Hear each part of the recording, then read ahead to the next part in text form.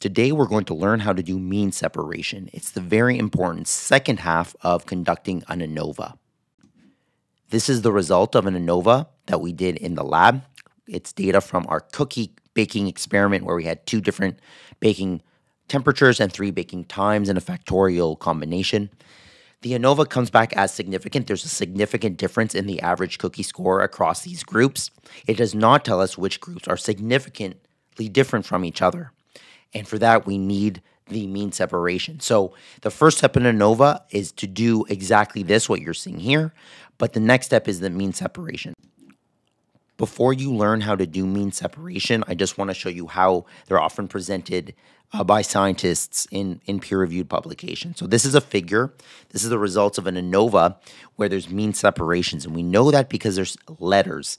Letters are a very good indication of differences, significant differences between means.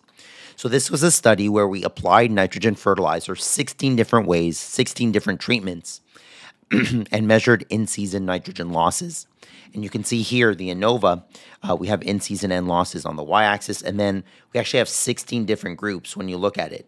But we're going to focus on the 4 main treatments, which was UAN broadcast, UAN injected, urea broadcast, and urea injected.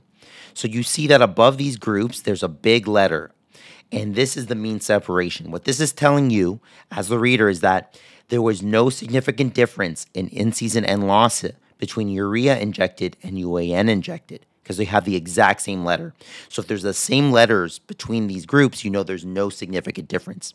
If 2 groups have no letters in common, if they have 2 different letters associated with them, you know it's a significant difference. So UAN broadcast is a B. There's a B here. And no other group has a B associated with it. So you know that UAN broadcast is significantly different in terms of the N losses in season than any other of the groups. Similarly, with the urea broadcast, it's a C. No other group has a C. It's significantly different than the other groups. Now, when you look within one of these UAN broadcasts, for example, when you look within, I have 4 other bars, and each of these bars has a lowercase letter. So if we look here, you see there's an A for UAN broadcast when it was all applied pre-plant, and an AB for UAN broadcast when half of that nitrogen was applied pre-plant and half of it was applied later in the season when the corn crop was at V13, so say 2 months after planting. This has an A, and this has an A, so you know there's no significant difference. There's no difference in in-season losses, significant differences between those 2 treatments. When we look at UAN broadcast, about 100% applied at V6, so that would be, say, maybe 4 weeks after planting. This has a C associated with it. There's a C. And that C, we know it's significantly different than this group and this group because they don't have a C. When I look at here, this is the UAN broadcast, but half of it was applied at V6, half of it applied at V13. This has a B. So I know that there was no significant difference in terms of in-season and losses between this group and this group because there's a B with both of them. But there's a C here and a B here. I know these are significantly different. This is the results of an analysis of variance and mean separation in table format. This is actually from the exact same manuscript that you saw the earlier figure from, where we have 16 different nitrogen fertilizer application treatments. And here we have nitrogen losses, but split into volatilization, leaching, and nitrous oxide losses. Now, the mean separation, again, you look at the letters next to the numbers, and here we're very explicit that means within a column, followed by different letters, are significantly different, and then here's the significance level. So what we're saying here is here's the average, the numbers represent average nitrogen loss across these treatments in terms of volatilization, leaching, or nitrous oxide. And then within a column, okay, within a column, not across a row, but within a column, if the numbers have the same letter next to them, they're not going to be significantly different. If they have different letters next to them, they are significantly different. So here we have, for example, 17.1, and there's a B and a C. So any other number in this column that has a B or a C, 17.1 is not significantly different from. So here we have 22.2, here we have 13.4. and there's no significant difference. 17.1 is not significantly different from these two other treatment means. Another common way to do mean separation is with the LSD, which stands for least significant difference. So this is a data table where you don't see any letters. We're actually going to use the LSD value here. And so we have the LSD value here, and there's a subscript here, 0.5. So it's the least significant difference at the 5% significance level. All right, so how do you use the LSD to understand which treatments are significantly different from each other? Let's focus on grain yield only here. So you have grain yield in megagrams per hectare. We have 3 different cultivars of winter cereals. And we have this LSD value, which is 0.52 megagrams per hectare. What that means is that any yield that is the difference in any yield, if it's less than 0.52 megagrams per hectare, it's not significantly different. If it's greater than 0.52, it is significantly different. So, for example, between flourish and moats, numerically they're different. 4.80 versus 5.32 megagrams per hectare. That's a numerical difference between these two cultivars, but the difference is 0.52 megagrams per hectare. That's the actual difference between these two. And so there's not a significant difference. It's not significantly different. Statistically, flourish and moat have essentially the same yields. There's no difference. When you look at the yield of flourish versus the yield of Hazlitt, 5.85, it's greater. This yield difference, 4.80, 5.85, greater than 0.52 micrograms per hectare. And so it is significantly different from each other.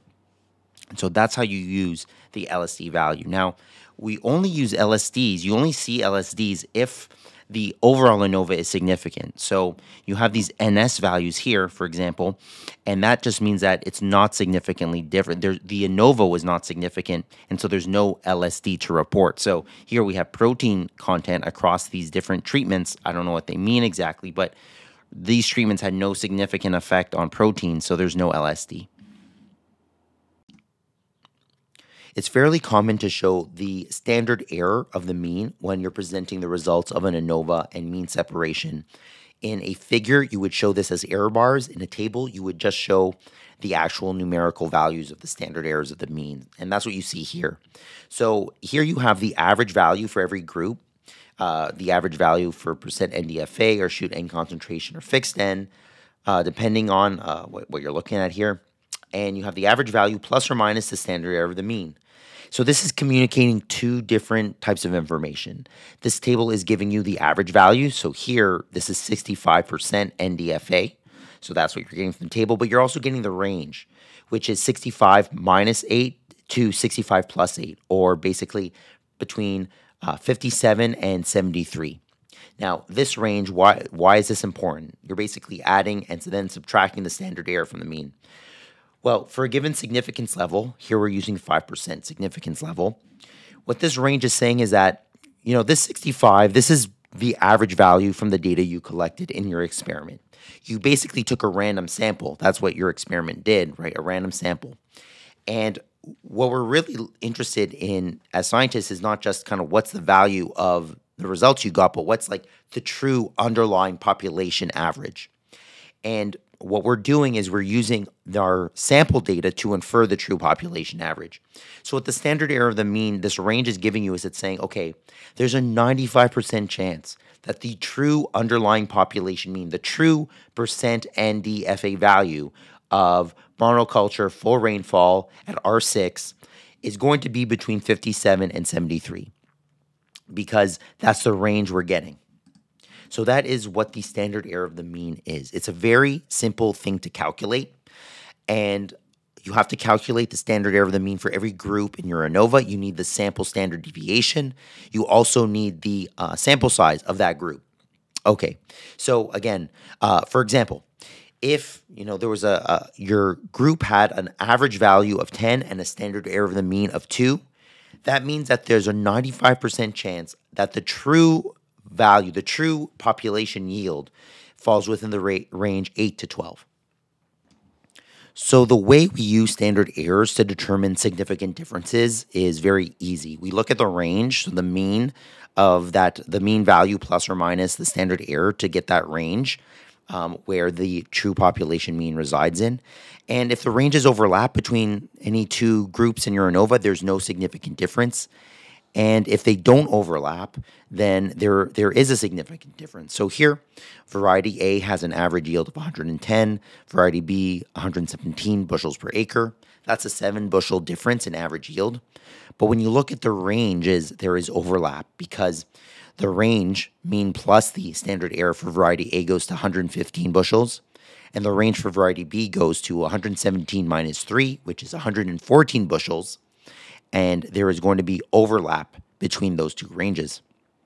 If you look at variety C, the maximum range for variety C, the maximum of the range is going to be 104 bushels per acre.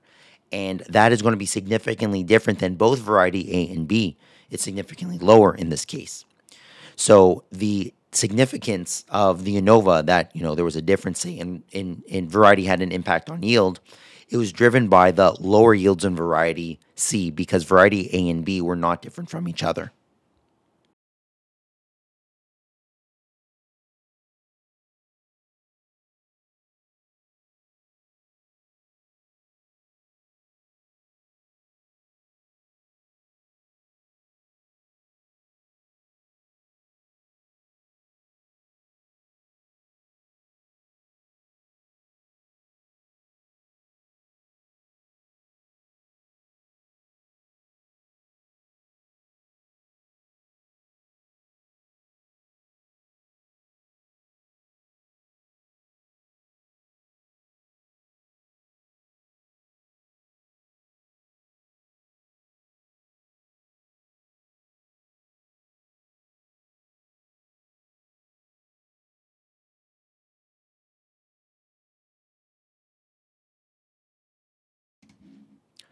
So this is a data set of corn yields in bushels per acre and 3 different corn varieties. And these were grown at the EMO Agricultural Research Station. You can see that each variety was grown in 16 different plots.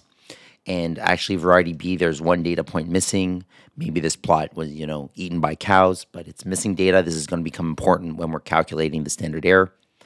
So, the research question is that, was there significant difference in corn yields among these varieties? Did variety have a significant effect on corn yield? So the first thing we're going to do is an ANOVA, and if the ANOVA is significant, then we'll do the mean separation. Just a reminder that this data set is on CourseLink, so you can follow along with me as I do this. So the data is actually ready to go for an ANOVA. We're just going to highlight the data. We go to the Data tab, click Data Analysis. This is single factor ANOVA because there's only one factor we're looking at, which is corn variety. You highlight the table here. I'm clicking here because I have my labels highlighted in the first row, and I'm just going to ask for the output in a new worksheet.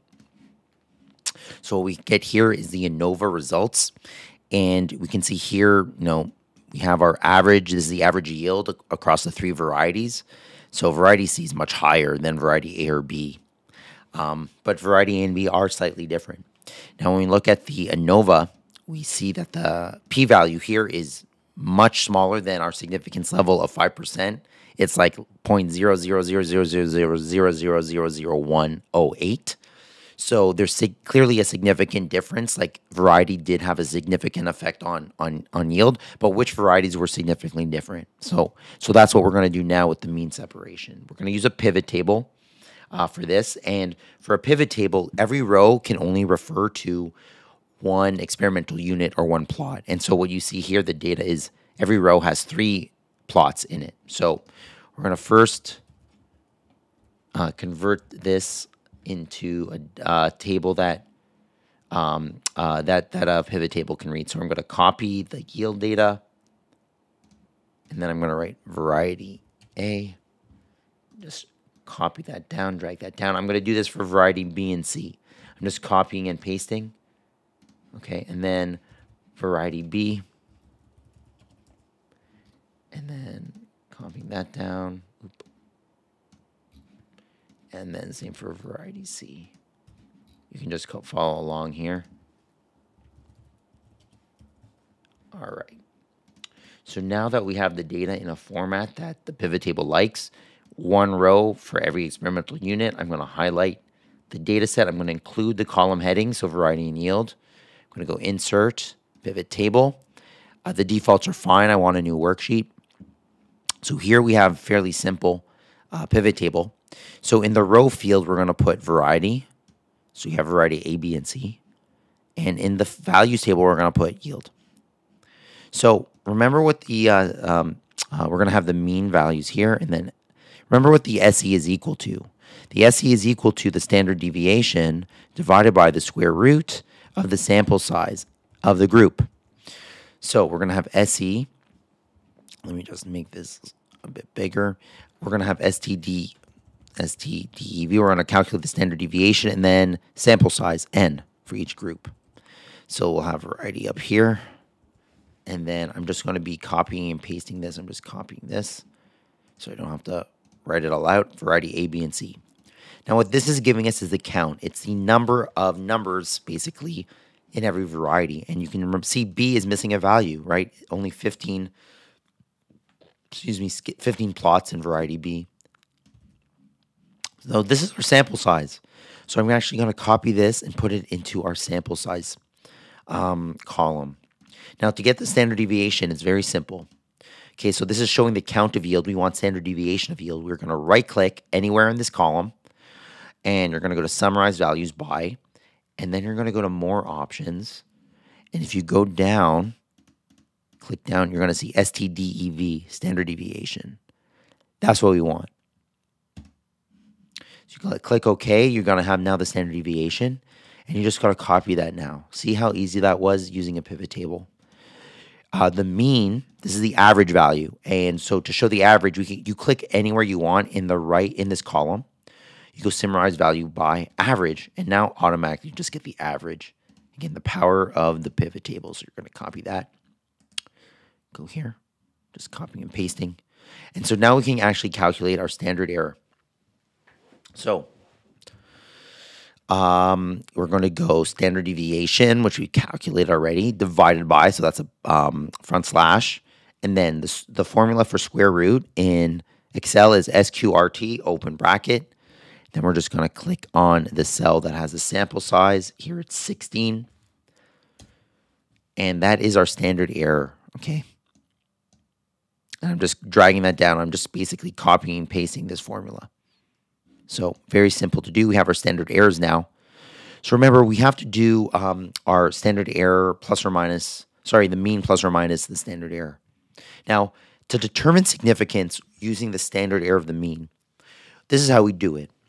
If there are two groups where the range overlaps, you know, the plus or minus the standard error from the mean, if those ranges overlap, there's no significant difference. If the ranges don't overlap, then there is a significant difference. So let me show you what I mean by here. Let me just first clean this up and get the same number of significant figures where we're just going to go to one decimal place. We have 4 significant figures or significant digits. All right, so we're going to do the min range and then max range. And this is how we're going to figure out if there's a significant difference or not. So we're going to first do the mean minus the standard deviation. Oop, sorry, not the standard deviation, the standard error.